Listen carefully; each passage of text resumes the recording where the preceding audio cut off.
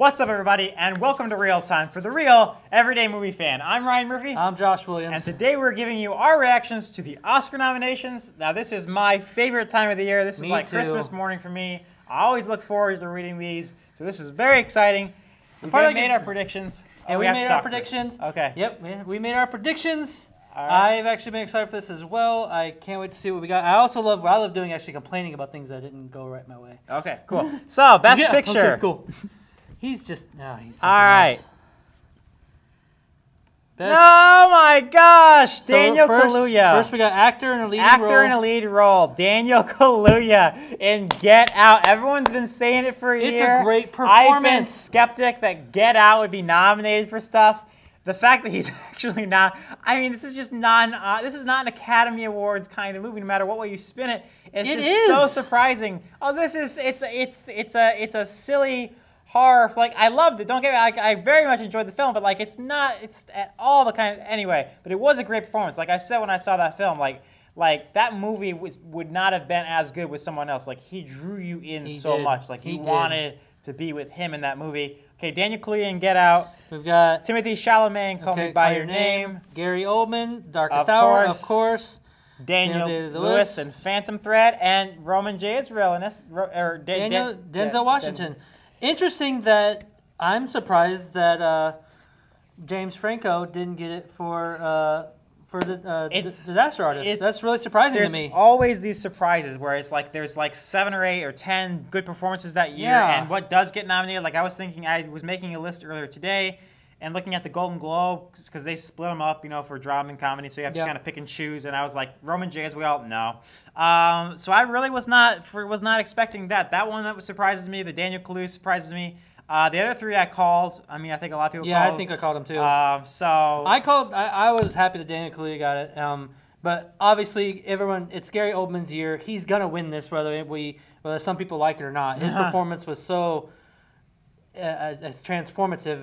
It was just captivating throughout the entire movie. I wanted more of it afterwards. Yeah. He's gonna end up seeing it soon. He'll see. Okay. All right. So now we're moving on to. Of course. So we know one already. Actor in a supporting role. We got Christopher Plummer in All the Money in the World. Woody Harrelson in 3 Billboards Outside of Ebbing, Missouri.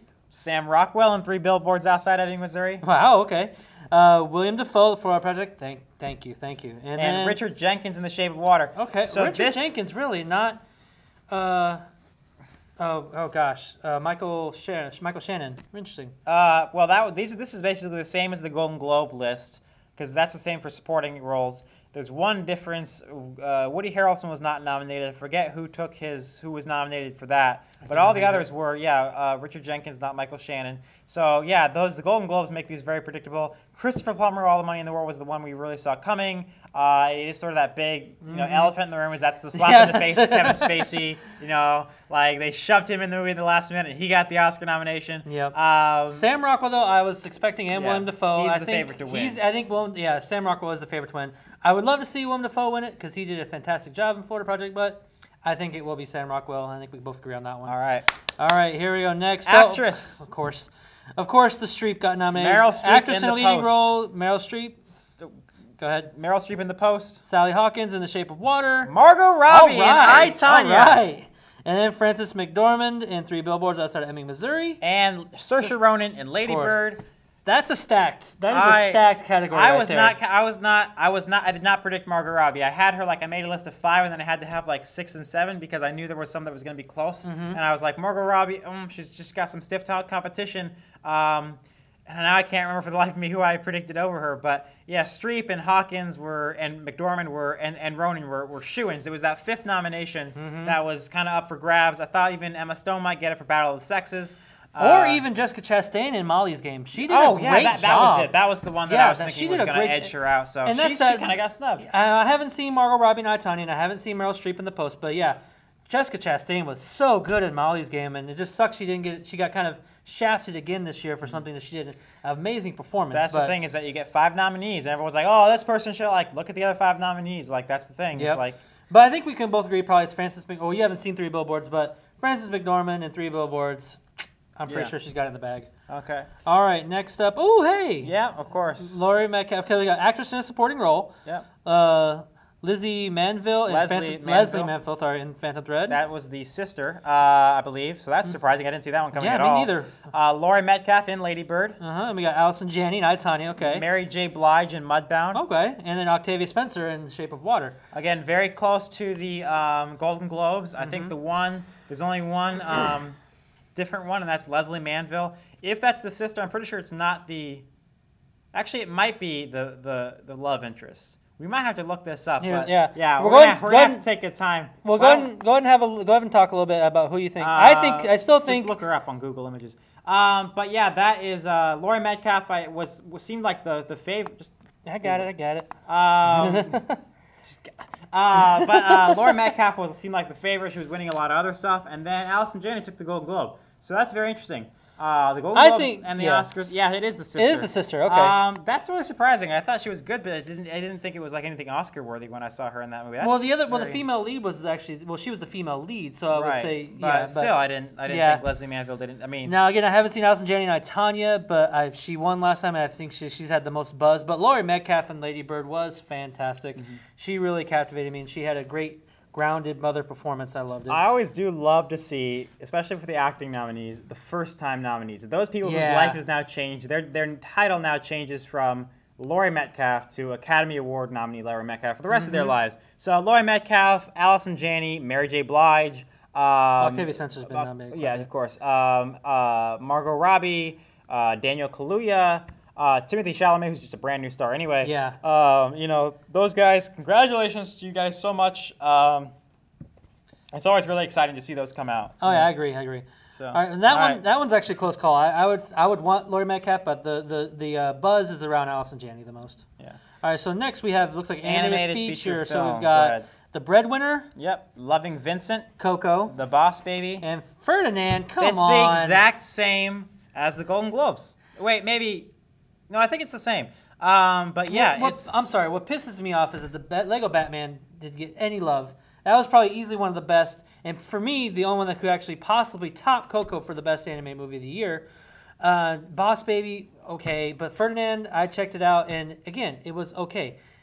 Lego Batman was far beyond greater than either Boss Baby or Ferdinand. I'm surprised Ferdinand is getting a lot of love because it's a Blue Sky production. It's not Disney. It's not Pixar. It's not DreamWorks. It's from one of the low-rent studios where they come out with a movie. It's okay. Let's get the real little kids to see it. But if it's good, it's okay.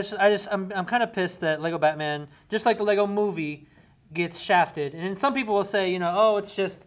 They're just trying to rip off Lego Movie and there's, a cheap version of it. I'm like, no, not really. I think that had a lot of great elements to it as far as the lore of Batman, and it really had a kind of tip of the knot to a lot of things, and it was, I don't know, really funny. And I'm just kind of let down by that. Okay. But Coco is going to win. Everyone knows it. All right, so now we've got... All right, ooh, Best Picture. Okay, we got Darkest Hour. Dunkirk. Phantom Thread. Get Out. Oh, my gosh. All right. The Post. 3 Billboards Outside Ebbing, Missouri. The Shape of Water. Lady Bird.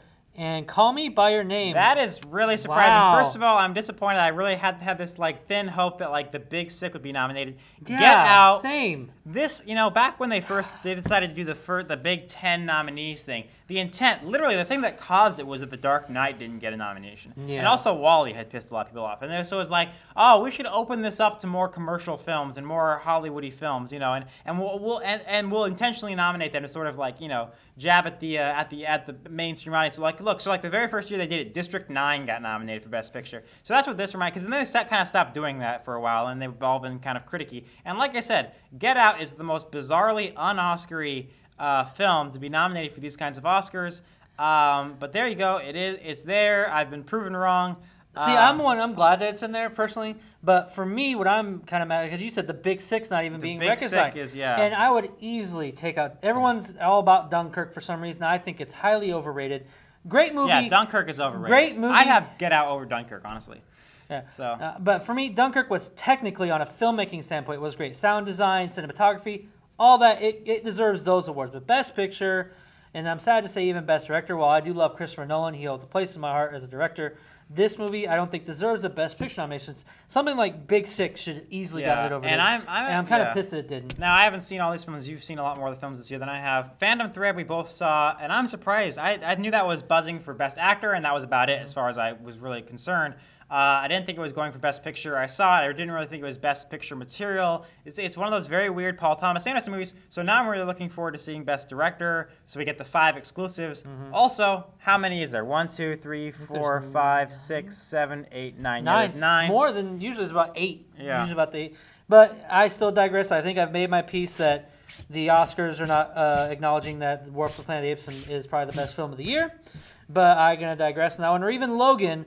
I don't think they've really gotten off their high horses and really looked at these films as possibly Best Picture categories, but whatever. All right. Let's move forward. I'm really looking forward. This is one of my favorites. Cinematography. I know all the names, so I'm going to nerd out a little bit here. You're not as big into the names as I am, so I might give a little bit of a commentary on this.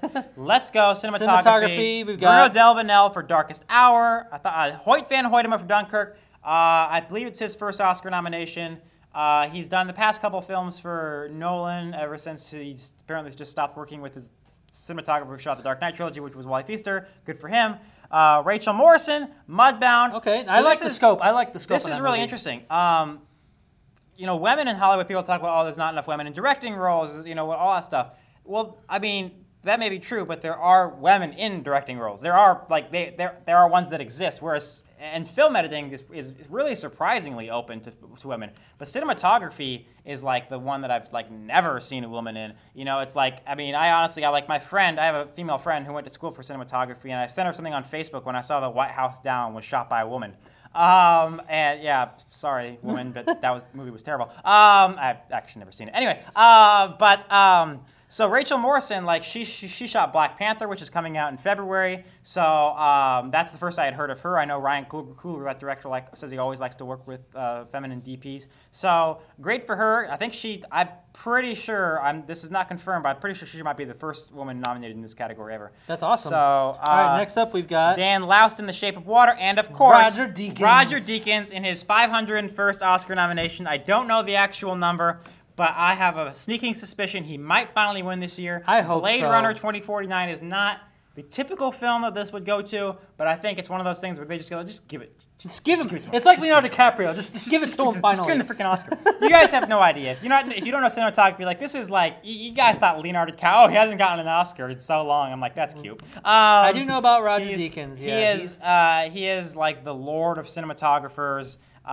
He sits on a golden throne above everyone else. Yet he's never won an Oscar. It's very bizarre. Yeah. Blade Runner 2049. I'm calling it to win it. Same. Let's go for the next. Next one we've got. We're gonna skip. Oh, costume design. Okay. We can do costume design real quick. We've got. We'll do all of them except for like documentary. Sorry, documentaries. Go ahead. All right, we've got Luis Sequeira, The Shape of Water.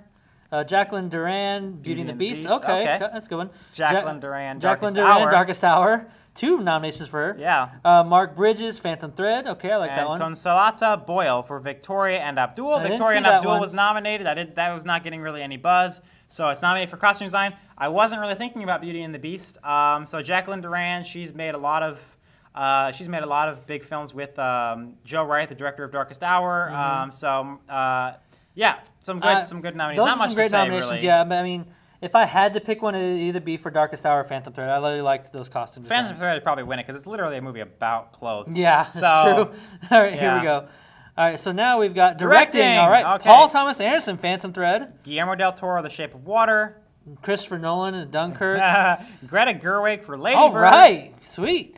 And then Jordan Peele my for gosh! Get Out. Yes. What is happening? Yes. What is it? The guy from Key and Peele, this is like blowing my mind. Like, have you watched Key and Peele? It's funny, but you don't watch it and you think like, yeah, this is the Oscar nominee for Best Director. I mean, this is really bizarre. Now, like, I will say, like a couple years ago, Adam McKay won an Oscar. And Adam McKay was the guy behind Anchorman and Anchorman 2 and Step Brothers, and then he was all of a sudden an Oscar nominee for Best Director. He won it for Screenplay. He's making the Dick Cheney movie with Christian Bale now. He's like a big Oscar-y guy now all of a sudden.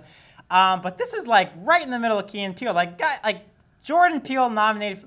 I mean, I figured the film was gonna get some nominations. I figured it might get a Best Picture nomination so that the Academy could seem cool, you know, with the kiddies. You know, much like District 9 back in the day.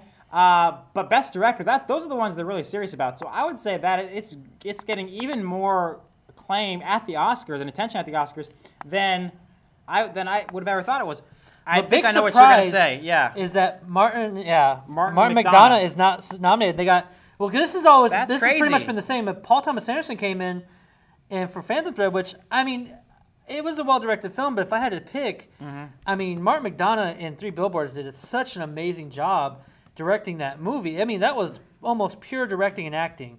He's got to be having a bad morning. Like he's probably pissed. Oh my gosh! But I think that was that's a big snub right there, in my opinion. Yeah, no. But the other thing is like, that's the favorite for Best Picture. The Best Picture winner never does not get nominated for Best Director. The only time it didn't happen, Argo was the first time in like literally 70 years. This might be the next time because right now Three Billboards is the favorite. I know, so it's really bizarre. It's like but he got passed up by Jordan Peele for Get Out. That's really interesting. And Christopher Nolan for Dunkirk, who I think we saw Dunkirk. I did not. Not only did we not think it was that good, but it was also, I never predicted the Oscar buzz. Like, I never predicted, even coming into today, I was like, it's not going to get Best Director nomination. Which, it's all about if the studio head pushes their, person enough. And, I don't know. Like I said, I can name so many movies that I love of Christopher Nolan's. I mean, it's even some of the ones that some people may have heard of, but this one just is not deserving, in my opinion.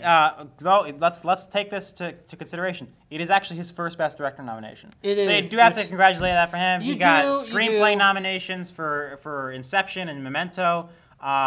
Best Picture nomination for Inception, so he's definitely a nominee. This is his first Best Picture nomination. Greta Gerwig joins the Ladies Club. Natalie Portman can't complain at the Oscars. Like if they get her, she did make that little joke. She did make that joke that was met with some controversy at the Golden Globes. But she can't. She they should have her get up and present the award for Best Director just to. But it is deserving in my opinion because she did a great job of conveying realism to the point where I thought it was easily worthy of being a director nomination for sure. But for that one, I mean, the one I thought was going to win is not on there, so I'm going to actually go with Guillermo. I think Guillermo for for winning Best Directing, I think he's got the momentum, and I think he'll take it. Okay. What's left? No, we got no documentaries. Film editing. We can do that. Go ahead. We've got Lee Smith for Dunkirk. Tatiana S. Regal for I, Tonya. Wow. Okay. Paul Mackless and John Amos for Baby Driver. Baby Driver. Sidney Walensky for The Shape of Water. Okay, and then John Greger for Three Billboards Outside of Ebbing, Missouri. So Dunkirk, I, Tonya, Baby Driver, The Shape of Water, and Three Billboards Outside Ebbing, Missouri. Guys, the film editing nomination, the film editing category is really, that's like basically the Best Picture. Part two, because film editing is a very coveted part of the process. It is. Whatever wins best, it's very, very, very rare for a film to win Best Picture to not be nominated for Best Film Editing. Birdman was the only film that had done it in 40 years, and that's just because Birdman had no freaking cuts. So, film editing is closely associated with how good the film is, and I was not expecting I, Tonya and Baby Driver, because those weren't, getting Baby Driver was interestingly edited. I mean, it really was. Yeah, that's true. It was like maybe the most actiony, most critically acclaimed action film of the year. But that one, I mean, John Greger maybe for Three Billboards. I thought that was really well edited. I don't know. That one's Lee kind Smith of for Dunkirk, I could see. We'll keep going. All right, let's keep going now. We've got Best Foreign Language Film. Let's go ahead. The Square, One on Body and Soul, The Insult, A Fantastic Woman, and Loveless. So nothing. I haven't seen any of them, sadly. Makeup and Hairstyle. Do you want to do that one? Victoria and Abdul, Darkest Hour, and Wonder. We all knew the Darkest Hour was going to be nominated. I knew it was going to. I figure it's going to win it. I probably should have thought of Wonder, of course. I was wondering if LBJ was going to be nominated because I can't figure out if his makeup is terrible or amazing. Great. I guess this answers the question. It's something, well, not quite. There's only 3 nominees, which there should be more. I don't know why they have. Anyway. Music. Yes, all right, I forgot this. What the? You just gave it away. I just saw something I shouldn't have seen. Johnny Greenwood for Phantom Thread for score. Oh, John Williams and Star Wars: The Last Jedi. Carter Burwell in Three Billboards Outside Ebbing, Missouri. Alexander Desplat for The Shape of Water. Okay, and then Hans Zimmer in Dunkirk. Okay, so now, anytime, I mean, people mention The Last Jedi. For that film to be nominated for an Oscar is like, it just leaves a bad taste in my mouth. I mean, nominate him John for The Post. Williams. Nominate him for The Post. I mean, the fact that the film is scored is a detriment to cinema. So, like, he shouldn't have just been, like, carried out of the process for that. Phantom Thread I saw and I knew it was going to be nominated. So. Yeah, that one too, and I really loved. I loved actually Three Billboards and Shape of Water, but I will say the most unique that stood out to me since now would be Alexander Desplat for The Shape of Water. His was a very interesting score, and I'm really surprised Blade Runner didn't get nominated, but I would have liked to see that one happen. But all right, so music, best original song, we've got "Mystery of Love" from "Call Me by Your Name." Okay, we got "This Is Me" for The Greatest Showman. That's a good one. "Stand Up for Something," Marshall. Okay. "Remember Me," Coco, of course. And then "Mighty River," Mudbound. Wow, okay. That's always like an interesting one because sometimes some films pop up but they don't pop up elsewhere. Marshall, wow, I forgot that movie came out this year. That flew totally under the radar. I really want to see it, yeah. But I think "Remember Me" is probably going to win. I mean, "This Is Me" has a shot. That's a great song. That won the Golden Globe, yeah. Yeah, so we'll see. All right, and this might be the last one. Production design. We got best visual effects still to come. Oh, yeah. Production design. The Shape of Water. I'll just go ahead and do this. The Shape of Water, Blade Runner 2049, Dunkirk, Beauty and the Beast, and Darkest Hour. Production design. This is pretty... it's pretty stacked. I would like to think, yeah. So I would like to say Blade Runner 2049. I'd like to see win that one. That was a great production design. We'll see. And short film. All right, let's go. Sound editing. Okay, so people don't know what that means. It's a fancy term for sound effects. So the nominees for this are The Shape of Water, Baby Driver, Dunkirk, Star Wars: The Last Jedi, Blade Runner 2049. I would have to give it to Blade Runner 2049. That just the sound is what it was like its own character. You have to agree with that. The sound editing in that movie was its own character, and I loved it. All right, so sound mixing would be up. Yeah, go ahead. So this one we got Dunkirk, Blade Runner 2049, The Shape of Water, Star Wars: The Last Jedi, and Baby Driver. And again, the sound mixing in Blade Runner 2049 was fantastic. It really just captivates you. I don't know. What do you think of the list? I don't know. Sure, yeah. Watch Star Wars will win. Just for you, Star Wars will win. Oh, gosh, no, it won't win. I can almost All right, and I think this is the last one. We got Best Visual Effects. We've got Kong Skull Island. Wow, I didn't see that coming. Good for it. Academy Award nominee. Go ahead. Guardians of the Galaxy Volume 2. Okay. War for the Planet of the Apes, of course. Okay. And then Blade Runner 2049, great. And Star Wars: The Last Jedi. Last Jedi. This one, I believe it's no contest. War for the Planet of the Apes should win and will win Best Visual Effects. Nothing seemed more real than the apes in that movie, and it put Kong and Kong Skull Island to shame.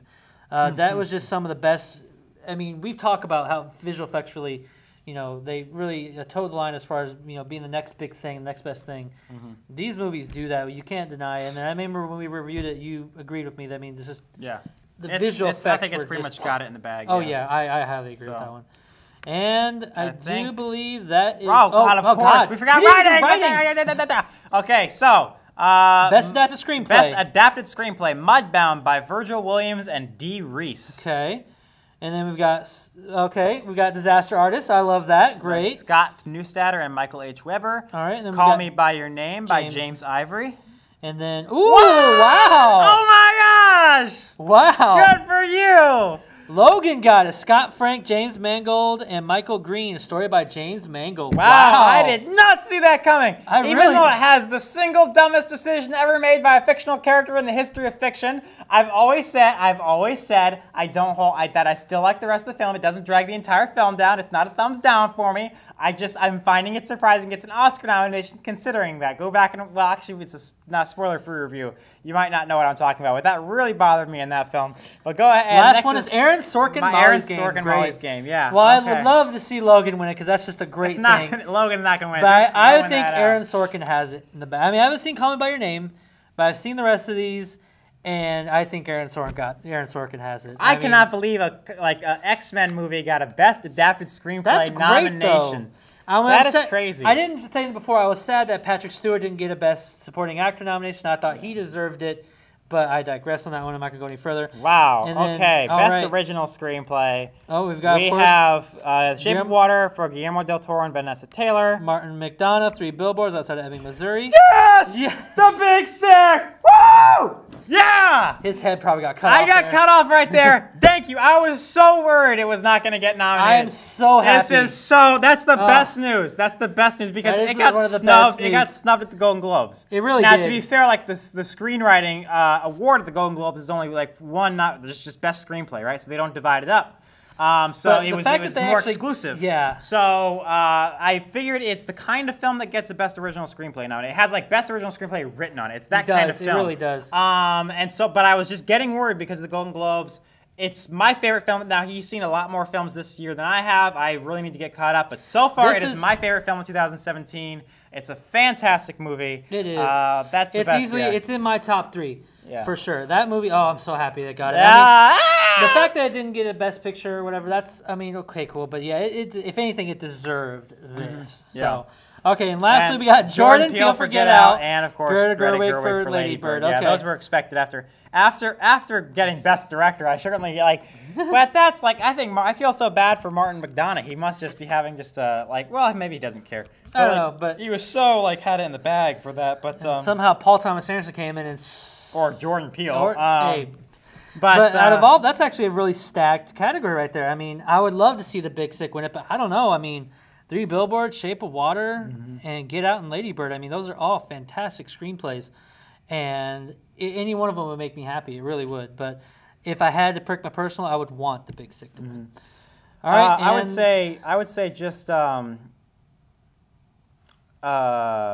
You lost your train of thought. Yeah, I lost my train of thought. No, it's definitely a year where they have, even way more than in previous years, they have come to honor the more Hollywoody or the more commercial films. With Get Out and Logan, I can't believe Logan got that nomination. That's still blowing my mind. I still talk about the fact that